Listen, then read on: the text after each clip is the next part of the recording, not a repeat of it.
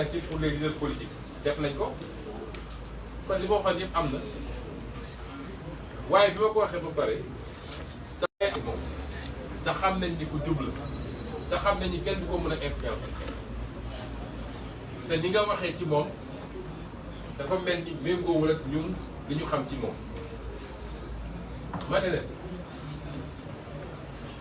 tey ñun dañoo nekk ci xeex te je suis désolé de le dire waaye suñu principal adversaire ci xeex bi ci jamono yi ñu toll du Macky Sall c'est la justice du Macky Sall c'est la justice ndax bu ngay annulé suñuy liste ci justice la koy jaare conseil constitutionnel moo annulé suñu liste ci lu dul dëgg ñëpp xam ko mu validé seen liste ci lu dul dëgg ñëpp xam ko kon justice boobu suñu adversaire politique la aujourd'hui bu buggee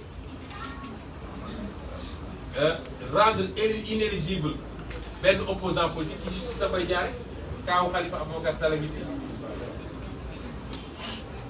bu buggee sonnal opposition ci justice la koy jaare ci arrestation arbitraire kon justice boobu bu nangoo ñu gérer ko rôle boobu dafa war a nangu it moom ak keneen ku mu doon nag wax ji dafay leer fii dafa am Macky Sall di gouverner am ñun ñuy opposé wu ku mu neex nag nga ànd ak Macky Sall ñun amuñu ci problème mais da nga nangu ñu ne ci xeex bi ñuy xeex dañ lay dugal ci xeex bi donc li avocat yi wax justice bi li ñu leen wax juge yi mooy ñoom ñoo war a àtte fi mu toll nii ñoom ñoo war a doon les garants de la démocratie te tant que ñu ngi jël décision yi nga xam ne dëppoo nag li nga xam ne mooy yoon parce que fii ñëpp fi jàng na ñëpp fi jàng te kenn demul ci justice ay loxo nekk kuy dem ci justice da ngay dem ak ay avocat ay professeur université jàpp ci ñoom ñëpp même droit bi la ñu jàng te ñun ñi ci ëpp ci ñun fac droit la ñu génne kon suñu liiree texte de loi mën nañu xam li mu wax juge bu fi àttewul lu dul yoon ñëpp xam nañ ko à commencer par yow mi ko àtte xam nga ne li nga àtte du yoon mais tant que juge yi ñi ngi doxal yoon di àtte yoon defe naa réew mi apaisement dina fi am loolu mooy seen rôle bu ñu tooñee nañ ñu teg tort bu ñu tooñee nañ ñu teg tort appliquer ñu la loi de manière claire et précise coow du am waaye bu loolu amul bu ñu tooñ te yàlla xam na ni tooñ nañ ñu tooñaat ñu te ñoom xam nañ ko magistrat boo ci wéetal mu ne la li xew fii du yoon li xew démb ak barki démb du yoon waaye tane na par rapport ak lañu daan def moo tax coow li bëriwul ndax sursis bi ñu teg de ci ku ñu jàpp fii sa buntu siège ci manifestation bu war a am à 4 kilomètres d'ici jàpp ñu la ngay manifester jàpp ñu la nga woote jàpp ñu la nga ñu jàpp la ci condition yooyu kidnappé la yóbbu la ba pare xotti sa orma député moo tax wax naa ko il faut porter plainte contre le procureur xotti sa orma député ba pare ñëw ne la ab sursis lañ la jox loolu du yoon waaye ku jàpp 127 personnes bàyyi 127 personnes les 124 nga ne amul sax luñ leen mën a teg ci ay faits ñun dañu naan justice mi commencé jege liy yoon te bis bu ko jegee ba nekk justice boobu confiance bi am digganteem ak peuple bi dañ ko restaurer parce que ñoom ils doivent être au-dessus de la mêlée li tax nag du ma sori ci loolu mooy xam naa ni am nañu rendez-vous yu bëri ci kanam ak justice boo leen waxee ci lu jëm ci lu rafet ñu ne dañ leen di essayer jël duñ ci sori waaye xam nañ ni rendez-vous yi ñuy xaar suñu diggante ak justice dina bëri parce que su dee ci la ñu mën a dëkk la ñu bëgg a dëkk dinañu jàpp ba sonn waaye dinañu bàyyi ba sonn xam nga 2011 Macky Sall bu ñu jàppee benn waayam defe naa mooy sous-alimenté boobu naan daf may assassiné bi ñu ko jàppee dafa ne woon na Ablaye Wade tabax ay prison yu bëri parce que ñoom ñëpp dinañ leen jàpp ñu delloo ko loolu dina yokk li mu am ci budget dina ko tabax ay prison waaye du weesu séjour une semaine wala 10 jours bu soobee yàlla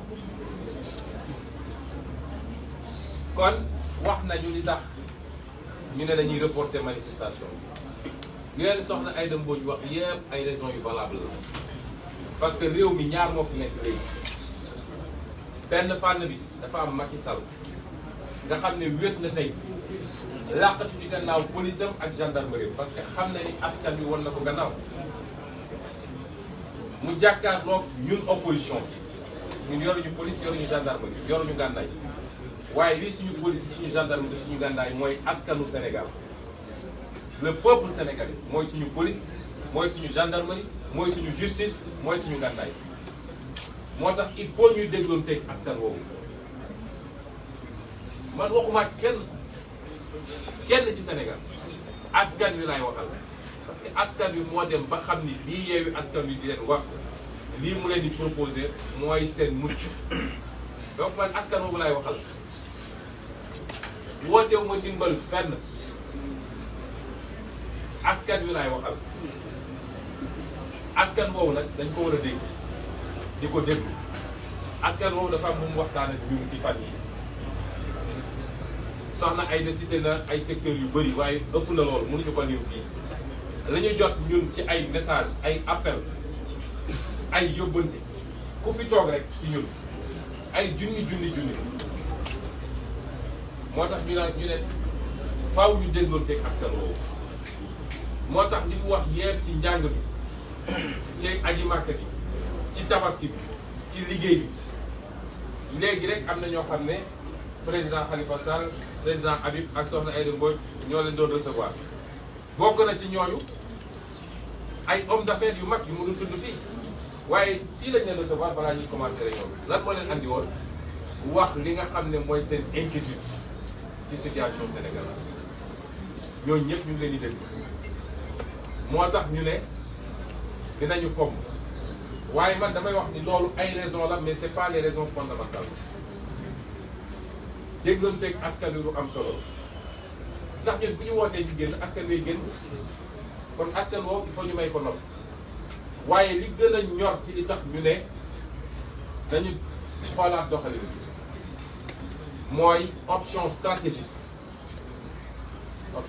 nag du fii laa koy développé lépp mais naa ci wax lenn parce que suñuy militant ak askanu Sénégal yu ñuy déglu gis nga situation bi ñu dund li ñu ci mënoon am yépp am nañ ko ndax Macky Sall bi muy def lii muy def nii jàppul woon ni mun na jur lii mu jur ndax yàgg na fee éliminer ay candidature dara yëngatu 2019 daf fee éliminer ay candidature teg ko ci ay parrainage ak ay inéligibilité élection législative bi mu éliminer ay candidature élection locale bi du moins ñu ñëw dugg ci élection législative mu éliminer candidature ndax moom ni muy fonctionner mooy dinaa def li may def te dara du yomb dégg naa 2021 février 2021 bi muy yëkkati complot mu ñàkk fayda boobu bi ko gars yi waxee daf leen ne nañ def li ñuy def te dara du yomb waaye bi la bali safee daf leen ne tout est mystique dans cette affaire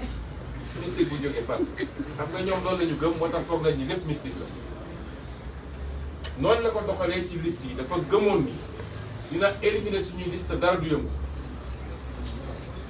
waaye defe naa tey jii la Macky Sall di gëj a éliminer liste ci Sénégal parce que élection législative ñun suñuy liste suñu ma dalal xelu Sénégal yi suñu liste yëpp ñu ngi en compétition am nañu liste nationale moom ay nit la ciblé mais am nañu une liste nationale mooy la liste des suppléants day dem élection am nañu liste départementale sur les 54 départements 54 départements donc ñun suñu lépp mat bi mu toll nii lay woon problème am mooy Ousmane Sonko warul dem Déthié Fall warul dem Habib Sy warul dem Khalifa Sall warul dem Aïda Mbodj warul dem nu mu tudd Cheikh Youm warul dem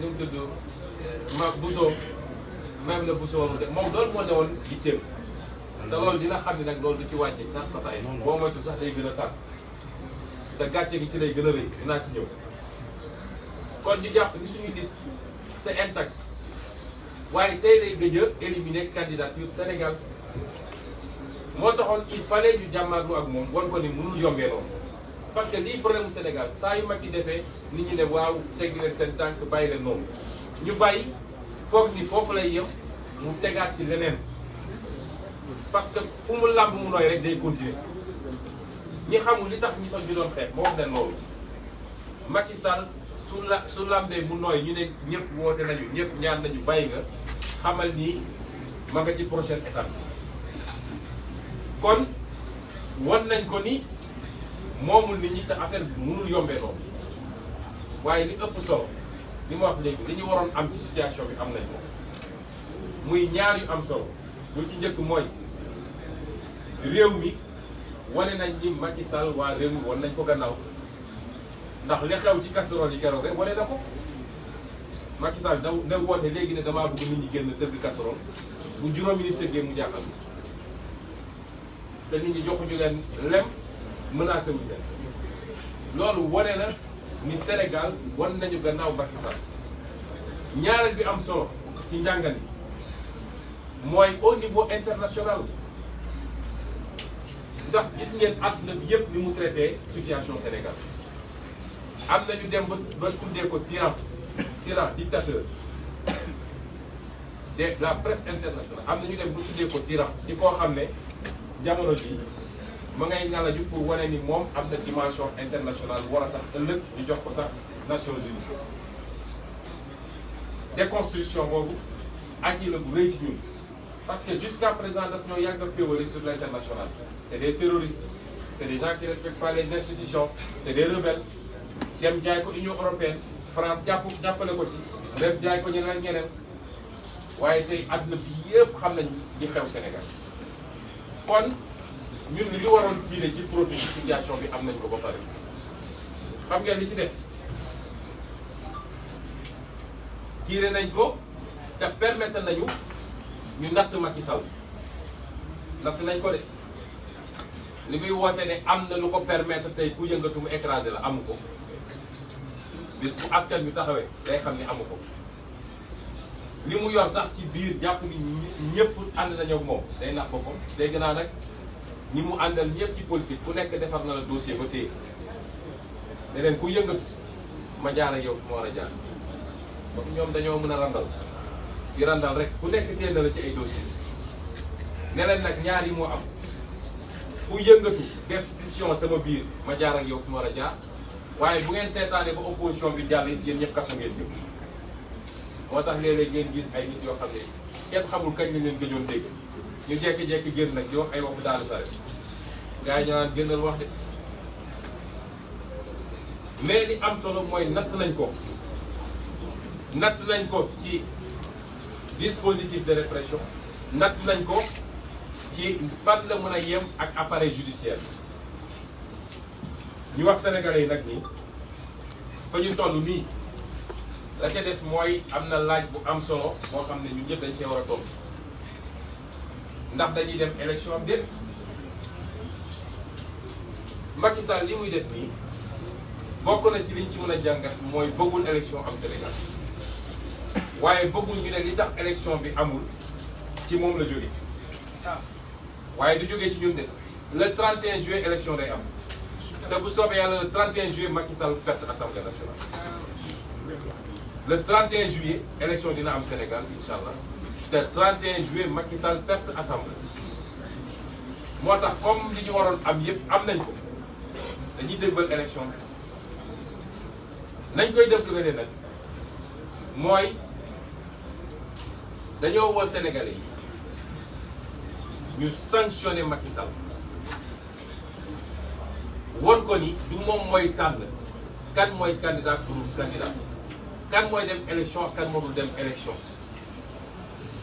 il faut que Macky Sall Sénégalais yi waxuma mu perte assemblée ci ay ñun ñu am ay 52% moom mu am ay déedéet il faut mu doon défaite bu spectaculaire te xam naa ne Sénégalais yi toll nañ foofu ñaareel bi mooy Sénégal est-ce que bëgg nañu coowal 3e mandat jeex Sénégal te bal du tàkk gaañu du ci am bakkan du ci rot est-ce que Sénégalais yi bëgg nañ loolu parce que ñëpp a jaaxle tey ci lan mooy xew fii ak septembre 2024 moo wax Sénégalais yi nag ni am ngeen occasion ñu dakkal loolu te bal du ci tàkk xam ngeen fu muy jaare mooy le 31 juillet le 31 juillet ngeen génn voté massivement contre Macky Sall ndax bu ñàkkee assemblée nationale bi dootul wax ci Sénégal boo ma sax dina takk ay bagages am balaa mandat bi jeex dem. ñi leen di wax ni opposition bu jëlee assemblée nationale réew mi day bloqué ak nangam nag wax ñu dëgg barki Dembo Ndiaye France opposition bi jël na assemblée nationale. États-Unis à chaque élection de mi-mandat boo moytu opposition jël majorité bi au Sénat te blocage du am parce que ñun ay responsable lañ waaye dinañu saytu ñu yoree réew mi yéen ñëpp xam ngeen ni càcc gi bëri na ci réew mi randal bi bëri na jël nañu réew mi jaay ko tubaab yi jël nañu suñuy pétrole suñuy gaz ak lépp joxe ko suuf si ñu ngi koy dagg di ko jox étranger est-ce que bëgg ngeen loolu lépp dakk fi ma ngay jaar ci Macky Sall mu leer ko ni mandat jeex na Sénégal te pour loolu am ñu ngi wax ak askan wi gis nga 31 juillet bu ñu génne woon liste yëpp sax benn politicien am fi ñu jël ay nit yu ngeen xamul Yewwi Askan Wi présenté leen voté leen massivement pour Yewwi Askan Wi kon waxu troisième mandat dootu ci am te bal du tàkk manifestation du am gaañu gaañu du am bakkan du ci ron kon ku am kuddu waroo lakk te Sénégalais yi am ngeen kuddu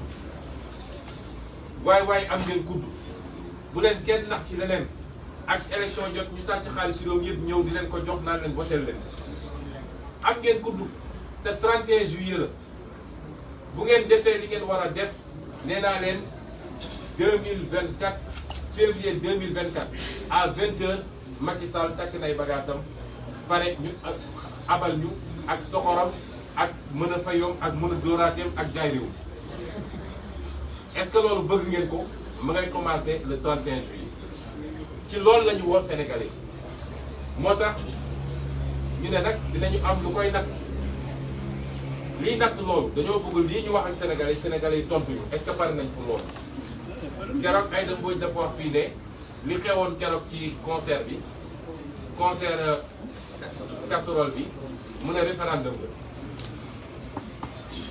gis ngeen ni concert u préfecture yi am na préfecture yëpp dañoo dajaloo def benn concert te benn préfecture rek la interdiction jaadu moom moo wax ni ñu lu yoon wax muy bu Fatick ndax moom nee na menace de trouble à l'ordre public benn ñaareel bi mu ne amul suffisamment de policiers pour encadrer loolu la loi wax ñeneen ñëpp wax ñu loolu préfet Dakar nee na déglu leen bu wax li mu wax dafa am solo nee na risque réel de trouble à l'ordre public ak des mal intentionnés dañuy jóge ci biti ñëw infiltrer kon moom nangu na ni ñun du ñun ñooy les mal intentionnés du ñun ñooy malfaiteurs yi nee na ay nit yu jógee fële ñooy ñëw infiltrer yi waaye nee na dafa am ñu préparé woon pour sàcc xaru tabaski jaaykatu xar yi loolu la préfet wax nee na gars yi dañu bëggoon professeur di manifestation ñëw xam nga loolu Macky Sall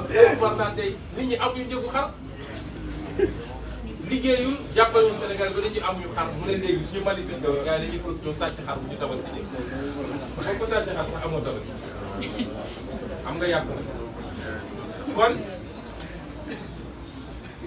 ñoom def nañu seen concert d'interdiction ñu wax leen ñun lan moo tax du seen interdiction moo tax defuñu de ñu wax leen askan bi du ñu dégganteeg ñoom lañ ko bëgg a remplacer nag ànd ak mu doon benn référendum ci ñaari question yi ñu wax askan bi benn ñaari question yi ñu wax askan bi benn il faut que massivement askan bi wax ni le 31 juillet Macky Sall dina ñàkk assemblée nationale ci loo xam ne du am laam-laame du am contestation loolu dafa am solo ñaareel bi mooy ñu wan Macky Sall ni moomoo réew yow yaay tànn ku la neex yaay tëj ku la neex yaay dàq ku la neex yaay jaay suñu alalu réew ñaari question la référendum tontu bi ñu bëgg nag askan wi tontu ñu ko mooy concert de casserole bi ñu leen di woo ëllëg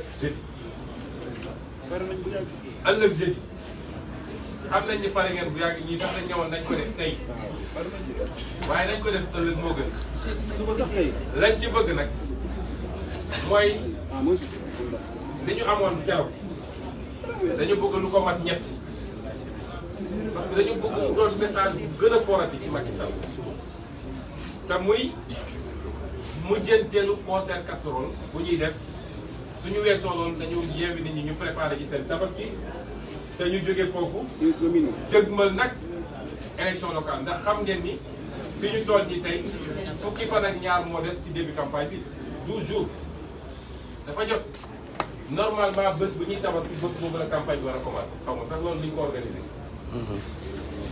kon suñu paree loolu na ñëpp dem préparer seen tabaski te yàlla may leen xar ak lu ñu xottee ak yeneen ak yeneen waaye nañu préparer campagne bi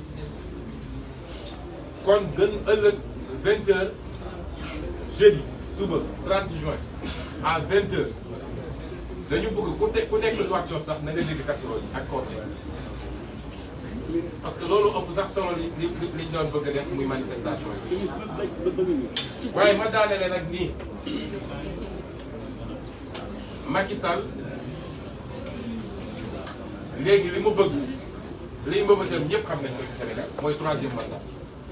te jàpp na ni pour mu am ko il faut mu xeex ak ñun lu mu gën a gaawee du Macky Sall moo ñuy tànnal xeex bi dina am de ma wax leen ko yéen ñëpp nag jeunes yi jigéen ñi mag ñi ndaw ñi xeex bi dina am. waaye ñooy tànn kañ la xeex bi dina am de ñaanuñu mu am nag te bu Sénégalais yi defee li ñu war a def le 31 juillet xeex dootu fi am waaye moom dafa bëgg ñu déclencher xeex bi tout de suite. parce que nu ñuy gën a jegee 2024 mbir mi di gën a bon ci moom moo tax muy def provocation yëpp bu dee nag def na lu war a déclencher xeex bi suba na ñëpp préparé ñu xeex ko parce que mbébétam yëpp mooy nu muy def ba teg loxo ci leader yi nu muy def loxo fexe ba teg loxo ci leader yi am lu mu leen takkal pour préparer inéligibilité pour 2024. loolu rek mooy yitteem ay dossier rébellion fii ay dossier appel à insurrection commando spécial juróomi nit ñu ne ay cocktail molotov lañ doon def ñu ne ñoo waroon a taal réew mi tappale yooyu mu def ko ak procureur am boo xam ne safadi na safadi boo xam man keroog ma duggee ci tribunal dama rus quoi di interroger ah yow sax di tax nga sol trait yow ngente nga doon dem ngente kan mooy dem ngente ak trait safadi benn peeru safadi boo xam ne kenn musu ko ñu ne kooku mooy procureur Sénégal waaye ñu ngi leen di xaar fii kon c'est pas parce que ñu ngi naan concert casserole que bàyyi nañu leen méthode de lutte bu nekk ak fi ñu koy utiliser waaye dañu dànk fanaanal rek parce que natt nañ ko xam nañ fi mu toll lii la ñu bëggoon wax ci lu gàtt di leen gërëm di leen sant waaye dinaa ko tënk ci nasaraan parce que presse internationale daf fee nekk ci lu gàtt rek d'abord saluer tous ceux qui nous suivent nos compatriotes africains parce que nous croyons en l'Afrique c'est pas de la propagande politique tous les continents sont en train de s'organiser. Pourquoi les Européens, bien que développés, ont éprouvé le besoin de se réunir en Union européenne? Pourquoi les États-Unis d'Amérique? Vous savez que les États-Unis d'Amérique, ce n'était pas un seul pays. Ce n'était pas un seul pays. Jusqu'à dernièrement, jusqu'après la Deuxième Guerre mondiale, ils ont continué à rattacher des États aux États-Unis d'Amérique. Je crois que le dernier en date, si je ne m'abuse, c'est Hawaï ou je ne sais pas quel autre État.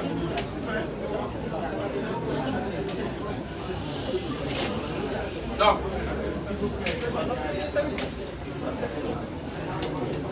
nous, Africains, nous devons comprendre que notre destin est lié et que les gens ont suffisamment travaillé à nous diviser et nos chefs d'État actuels ont accepté de jouer ce jeu-là, soit pour servir la France, pour servir d'autres intérêts, pour servir de propres intérêts de famille.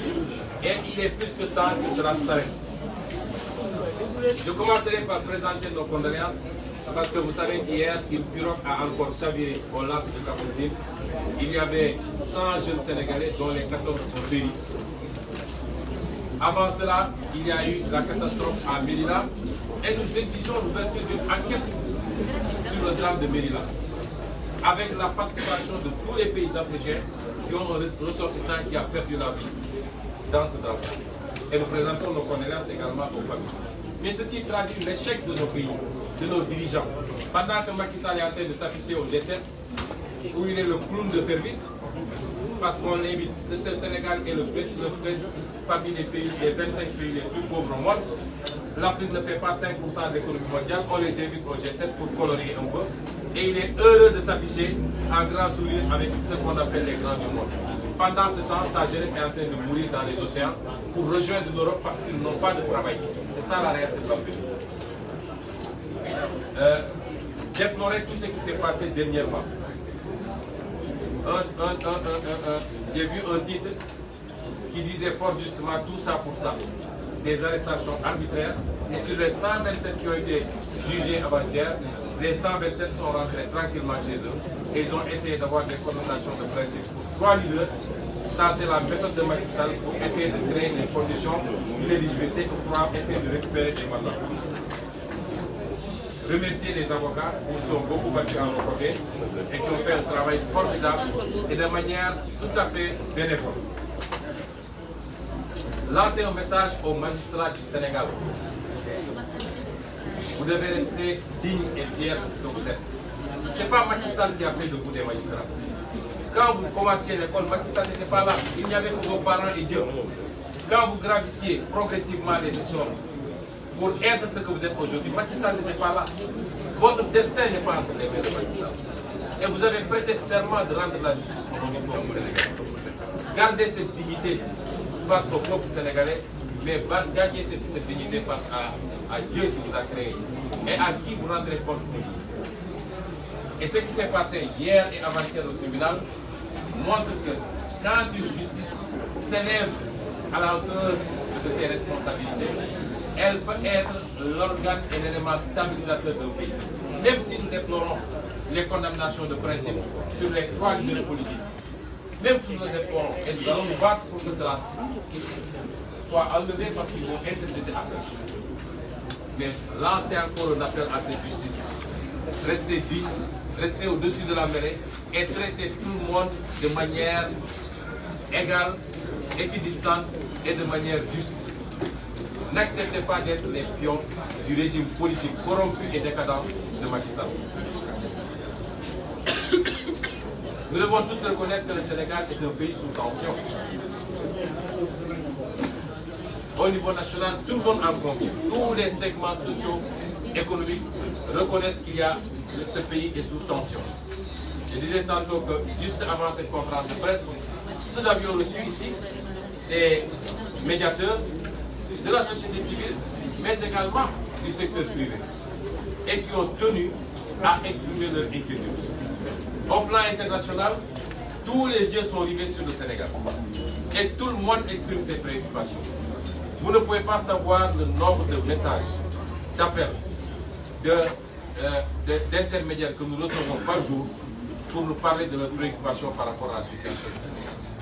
Un pays qui est sous tension politique, c'est que ce pays-là a une opposition forte, vivace, qui fait face à un régime. Et un régime qui a des velléités dictatoriales. Autrement, on n'aurait pas été dans cette situation de tension. Et cela suffit à dire à Macky Sall que son projet de réduire l'opposition à sa plus simple expression a lamentablement échoué et qu'aujourd'hui c'est le pouvoir qui est réduit à sa plus simple expression et qui est en train de se transformer en opposition de l'opposition. Nous en rendons grâce à Dieu. Les gens sont préoccupés, mais ils sont préoccupés par notre propre sécurité, nous les leaders de l'opposition. Nous sommes très sensibles à tout ça et nous remercions également les Sénégalais. Vous savez qu'hier, des gens sont venus passer la nuit devant la porte de ma maison. Je suis sorti, m'adresser à eux vers 22 h pour leur demander de rentrer tranquillement chez eux, que rien ne se passera. Et que demain, je sortirai, je circulerai. Parce que s'ils avaient bloqué le domicile, la porte de mon domicile cette fois-ci, je vous assure qu'on aurait eu beaucoup de problèmes. Parce que je serais sorti dans tous les cas. À 6 h du matin, un de leurs camions Dragon est venu se mettre devant ma porte. Les jeunes et les femmes, et c'est ça qui me touche particulièrement, des mamans, je ne parle pas de jeunes femmes, des mamans ont passé la nuit dans la maison qui fait face à la mienne, qui est en chantier. Je ne sais pas dans quelles conditions ils ont passé la nuit. Et je suis sorti hier vers 22h pour les supplier de rentrer chez eux. C'est vous dire combien les Sénégalais, d'ici et de la diaspora, combien les Africains sont préoccupés par notre propre sécurité. On les rassure, rien ne se passera parce que Macky Sall n'est pas... Je pense qu'il a perdu toute sa lucidité. Il lui en reste. Macky Sall n'est pas suffisamment écervelé, excusez-moi du terme, pour attenter à notre vie ou à notre intégrité physique. Il ne l'est pas. Mais ce pays est en tension parce que Macky Sall a pensé pouvoir instaurer une dictature. Et il se trompe de pays, il se trompe d'époque, il se trompe de peuple surtout. Parce que tous ces jeunes qu'il a arrêtés de manière arbitraire, tous ces leaders qu'il a arrêtés, il n'a fait que les déterminer davantage. Demain, on appellera une manifestation, ces gens-là seront les premiers à y être. Et ils ont démystifié d'ailleurs se présenter devant la justice ou se présenter devant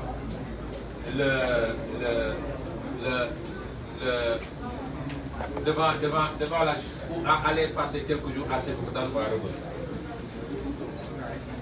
Mais Mme Aïda Mbodj a rappelé en langue wolof, et je vais le résumer en langue française, les raisons qui ont fondé notre décision de surseoir à la manifestation d'aujourd'hui. Ce n'est pas les interdictions des préfets, parce qu'il y avait des informations sur au moins une dizaine de départements. Et de manière unanime, tous les préfets ont formulé des interdictions en violation de la loi. Il n'y a que le préfet de Fatick qui a donné les deux arguments cumulatifs prévus par la loi, c'est-à-dire menace de trouble à l'ordre public et insuffisance du dispositif policier pour encadrer la manifestation. Encore qu'il y a toujours suffisamment de policiers pour essayer de réprimer les manifestations de l'autre côté. Ce n'est pas ça qui nous a empêchés, qui nous empêche d'aller. C'est après avoir mûrement écouté le peuple. Parce qu'aujourd'hui, il y a inversion des rapports de force. Macky Sall est un homme esselé qui se cache derrière sa police et sa gendarmerie, il ne lui reste que la police et la gendarmerie. Politiquement, il sait qu'il est esselé.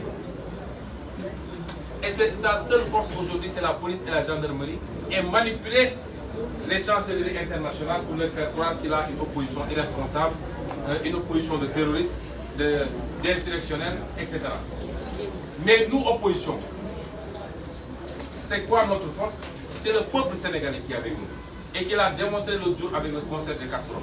Macky Sall n'a qu'à appeler demain à un concert de casseroles, il n'aura pas 10 personnes pour taper sur ces casseroles. Même s'il payait de l'argent, il n'aurait pas ça.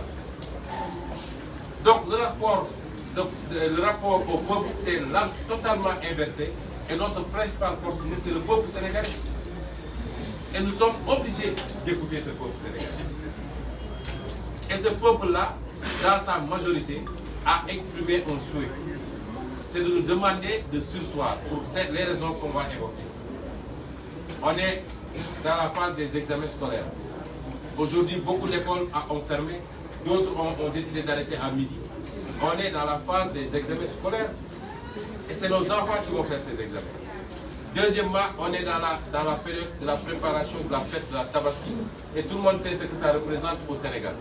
Et les Sénégalais sont extrêmement préoccupés parce que Macky les a mis dans une situation de paupérisation et de précarité telle que la majorité des Sénégalais se demandent où est-ce qu'ils vont trouver 65 000 ou 80 000 pour acheter un mouton. Est-ce qu'ils vont trouver les moyens de se payer des habits neufs? Parce que c'est cela la fête de la Tabaski. Et ils nous ont demandé, ils nous ont même supplié 150 000 un mouton. Ils nous ont supplié de surseoir. Ensuite, les secteurs socio-professionnels, les tailleurs, les vendeurs de moutons, tout le monde nous a supplié. Et le préfet de Dakar, le ridicule ne tuant pas dans ce pays, nous a dit que s'il autorise la manifestation, des Sénégalais vont se faufiler dans les foules pour voler des moutons au niveau des forêts. Et ça, c'est illustratif de l'échec de Macky Sall.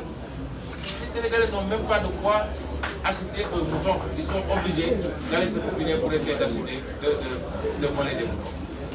On en est là dans ce pays. Ensuite, l'intervention des milieux d'affaires, l'intervention même de la communauté dite internationale, que j'interpelle au passage. Moi, j'ai toujours dit que je ne crois pas à la communauté internationale, qui a toujours été du côté du pouvoir, tant que le pouvoir fait ce qu'elle veut. Ce qui m'intéresse dans cette communauté internationale, c'est l'Afrique et les Africains. Et je leur rends un hommage, je rends hommage à tous ces Africains, les artistes, les intellectuels, tous ces gens qu'on ne connaît pas, que je n'ai jamais vus. Peut-être que pour les artistes, on connaît leur production. Et qui ont fait des déclarations extrêmement importantes parce qu'ils comprennent ce qui est en train de se jouer au Sénégal entre un valet des intérêts étrangers et des patriotes, des panafricanistes qui veulent gagner le pari de la souveraineté, de la reprise en main de notre destin national et de notre destin continental. Nous les remercions. Tout ça, c'est des arguments que nous tenons en compte. Mais les arguments les plus importants, c'est nos propres options stratégiques. Tout ce qu'on devait tirer de cette situation en termes de guerre, nous l'avons tiré. Je n'en veux pour preuve 2 ou 3 éléments. J'ai tantôt parlé de tous ceux qui sont exprimés au niveau international. Des hommes politiques étrangers, des artistes, tout le monde s'est prononcé. Et ça, c'est important. Parce que Macky préfère son image internationale à son image au niveau national. Ce n'est pas son problème, Macky, les Sénégalais. Pour lui, les Sénégalais, vous pouvez marcher dessus, vous pouvez écraser, vous pouvez appliquer, ce n'est pas important. Qu'ils vivent ou qu'ils meurent de famine, ce n'est pas important. Que des jeunes continuent à périr dans l'océan parce qu'ils veulent aller chercher du travail là, là où ils peuvent en trouver, parce qu'il n'y en a pas au Sénégal. Ce n'est pas le problème de Macky. Mais Macky, son problème, c'est quel regard les Occidentaux lui portent. Quel regard la communauté internationale lui porte. Et aujourd'hui, ce qui s'est passé depuis quelques jours a fini de démontrer à cette communauté internationale que Macky est un apprenti dictateur. J'ai vu même dans la presse internationale certains titrés Macky un tyran. Et ça lui fait très mal, hein, rassurez-vous. Vous voyez ces sourires timides là, là où il est comme un petit clown qui habite la galerie au niveau du G7. Ça lui fait très mal qu'on ait déconstruit cette image internationale. Et nous remercions tous ceux qui sont prononcés. Regardez la chronique des universitaires sénégalais qui n'ont pas pris contact avec nous. On les connaît ni dedans ni dehors. Regardez ce pamphlet-là sur le recul démocratique au Sénégal. Regardez tous ces intellectuels totalement indépendants, n'appartenant à aucune chapelle politique qui sont prononcés. Ça, c'est un gain extraordinaire. Parce qu'ils ne pensaient pas que le simple fait d'instrumentaliser le Conseil constitutionnel contre nos listes pouvait aboutir à cette situation. Parce qu'il avait écarté des candidats à la présidentielle, Khalifa Sall en fait partie. Il avait écarté des candidats aux élections locales et il pensait qu'il pouvait continuer à le faire sans que les gens ne réagissent. Et cela est un gain extraordinaire. L'autre élément, c'est qu'au niveau interne, et évidemment suivi même au plan international, c'est que nous avons démontré que le peuple sénégalais a tourné le dos à Macky Sall. Et l'illustration la plus parfaite, c'est le concert de casseroles et de klaxons. Donc nous n'avons plus rien à gagner à continuer dans ces stratégies. Qu'est-ce qui reste à faire? Il faut qu'on s'oriente résolument vers les élections législatives. Et il faut que les Sénégalais sachent, s'ils veulent prémunir le Sénégal du chaos qui se prépare avec son projet de 3e mandat forcé, ils ont un levier et une arme entre leurs mains. Macky Sall perd l'Assemblée nationale le 31 juillet, on ne parlera plus de 3e mandat dans ce pays. C'est ça l'enjeu des élections législatives. Et Yewwi Askan Wi va aller à ces élections législatives et va les remporter sur le terrain. Et c'est pourquoi nous nous orientons résolument vers ces élections législatives. Comment? Le pourquoi, tout le monde le sait. Le comment, vous allez le voir vous-même dans les jours à venir. Mais nous nous orientons résolument vers les élections législatives. Et nous appelons les Sénégalais à faire le référendum avant terme. Il faut que les Sénégalais répondent à 2 questions. D'abord, qu'ils désavouent Macky Sall par rapport à sa gouvernance économique, sa gouvernance judiciaire, mais qu'il le désavoue également par rapport à ses pratiques politiques malsaines, tendant à instrumentaliser la justice écarter les adversaires politiques. C'est la première question à laquelle les Sénégalais doivent répondre. C'est un référendum. Et la deuxième question, c'est que les Sénégalais disent oui à Yewwi Askan Wi, que le 31 juillet, Macky Sall va perdre l'Assemblée nationale. Et le moyen d'expression pour ce référendum, ce n'est pas d'aller voter, c'est le concert de casseroles et de klaxons auquel nous convions tous les Sénégalais, demain à partir de 20h, et cette fois-ci pas pour 10 minutes, pour 30 minutes. Moi, je suis concert ou casserole, tête de casserole, cin yeeg ndam yi ak klaxon yi mbib bi ci oto yi bii baa yokk leen ci vuvuzela keroog ne woon nañ dañuy def vuvuzela gisuñu ci ñett yooyu yëpp bii paa dañu ne bugguñu ko bële paa dañu ne woon fukki simili bii paa nee nañ leen fanweeri simili 30 minutes lañ ko bëgg ba nga xam ne bu tollu Nouakchott sax da ngay dégg muy ri. Je disais que pour cette fois-ci, ce ne sera pas pour 10 minutes, c'est pour 30 minutes. Et nous appelons les Sénégalais parce que c'est important. Nous voulons que ce soit le triple de ce qui a été fait la dernière fois. Tout le monde a vu ce qui s'était passé de l'histoire de l'humanité. Je ne dis pas du Sénégal. On nous a dit que les concerts de casserole, on les avait connus en Iran, on les avait connus au Chili, etc. Mais ça n'a jamais atteint cette ampleur-là dans le monde. Mais nous voulons que vous tripliez pendant 30 minutes. Macky Sall, la dernière fois, s'était barricadé à Mermoz. Il a même peur des casseroles. Il a sorti des chars de combat contre les casseroles. Cette fois-ci, nous voulons que même sa maison à Mermoz tremble tellement le bruit sera fort. Si vous le faites demain, nous aurons la satisfaction et la certitude que le 31 juillet, on ne parlera plus de troisième mandat au Sénégal parce que Macky aura perdu l'Assemblée nationale. C'est ça le message que nous voulons. Et c'est ça les directives que nous donnons aux militants, parce que nous pouvons le faire pour les militants, mais c'est l'appel que nous faisons aux sympathisants et à tous les Sénégalais. Je veux dire également que ce n'est pas parce que nous avons opté pour ce moyen que nous avons abandonné tous les autres moyens. Je veux dire aux Sénégalais et aux Africains que la confrontation avec Macky Sall est inéluctable. Mais nous ne laisserons pas Macky Sall choisir le terrain et le moment. C'est ça qu'il veut. Toutes les provocations qu'il est en train de faire, c'est pour nous amener à déclencher les hostilités tout de suite et maintenant. Alors que nous savons que plus nous nous rapprochons de 2024, plus il sera en position de faiblesse. Et c'est pourquoi nous disons, tactiquement, nous ne déclenchons pas tout de suite, sauf à ce qu'il franchisse la ligne rouge. C'est-à-dire les complots qu'il est en train de manigancer avec son procureur insipide, incompétent. Je n'ai jamais vu un procureur aussi plat de ma vie. Les complots qu'il est en train de manigancer pour se lever et dire je vais emprisonner Ousmane Sonko. S'il le fait, il aura la confrontation qu'il faut. Et c'est valable pour n'importe quel leader ici présent. Mais en dehors de ces cas-là, nous avons la possibilité de le battre sur notre terrain et nous appelons tous les Sénégalais à s'organiser et à s'orienter vers cela. Je ne pourrais terminer sans réitérer notre soutien absolu aux prisonniers politiques qui restent dans les geôles de Macky, c'est-à-dire Cheikh Abdou Bara Dolly. Nous avons entendu des gens dire que nous ne sommes pas solidaires. Nous sommes largement solidaires. Parce que ce qu'on a fait pour nos détenus politiques, c'est ce qu'on a fait pour lui. Quand il y a ces situations-là, la première chose qu'on fait, c'est de commettre des avocats.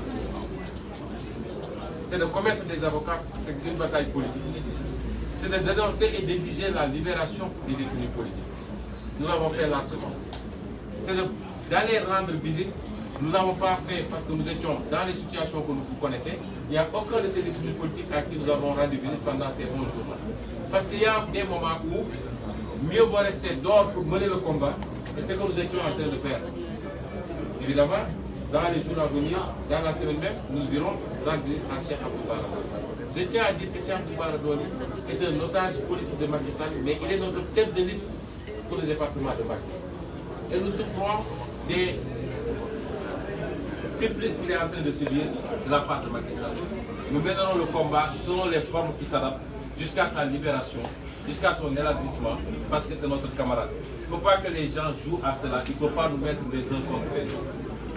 Maodo daaneel ci wax ni ñu ngi conférence des leaders bi yëpp nag ñu ngi apporter suñu soutien à Cheikh Abdou Bara Dolly di wax ni prisonnier politique Macky Sall ni ko ñuy nekkee te lépp lu xeex bi laaj dinañ ko def ay nit a ngi essayé féewale ne ñun dañoo seetaan Cheikh Bara Dolly déedéet fii kuñ fu mu sa jàpp ci ñun li ñu njëkk a def mooy jël nañ la ay avocat parce que xeexu juriste la d'abord ñaareel bi la ñu war a def ci police def nañ ko ñetteel bi def nañ suñuy déclaration fi ñu ko war a defee dem seeteeg ñàkk a seeti dafa fekk ñu nekkoon ci ay xat-xat ñun suñu bopp ci ay xeex yoo xam ne ñu ngi koy xeex te dinañ ko seeti ut nañ ñun ñëpp autorisation bu soobee yàlla dañ ko seeti waaye may fàttali ni Cheikh Abdou Bara Dolly otage politique Macky Sall que mooy suñu tête de liste ci département de Mbacké kooku ñun mënuñu koo seetaan mënuñu nag à chaque fois bu ñu nee jàpp nañu nit ñu ne nit ñi génn nañ ñu taal réew mi loolu tam bu ñu ko demandé cas bu nekk dafa am lu ñu koy xeexee te lañ ko war a def yëpp ñu ngi koy def waaye amul ku gën a naqarlu lii daal Cheikh Abdou Bara Dolly ñun te Macky Sall teg ko loolu la ñu bëggoon daanee ñu ngi gërëm ñëpp di sant ñëpp di jox rendez-vous ëllëg Macky Sall lañ ko jox d'ailleurs à 20h lu ñu déggoon semaine passée nañ ko ful ba mu mat ñett ci lu ëpp loolu la leen bëgg wax di leen gërëm di leen sant dinaa jox nag ngeen may dinaa jox Ahmed Aïdara mu nuyoog yéen rek ndax moom it ci otage politique la bokkoon waaye defe naa ni mu waroon wax wax na ko démb conférence de presse naa ko démb waaye mu ngi nuyoog gars yi rek ndax xawoon naa ci tuuti moom it ak gars yi.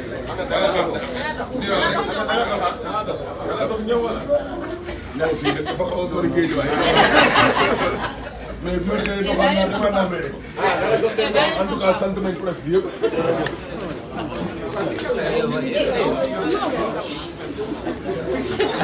sant tamit suñuy avocat bu baax a baax a baax a baax suñuy avocat sant nañ leen gërëm tam la conférence des leaders yi toog président bi nekk nii di Khalifa Ababacar Sall masawu tamit sama frère le grand joueur Déthié Ndege football rek lay def waaw en tout cas ñu ngi sant ñëpp daal di gërëm ñëpp ak di xamal ñëpp daal di président Sonko wax rek ñun ñëpp moom lay wax. ñu tënk léegi li mu wax loolu lañ wax.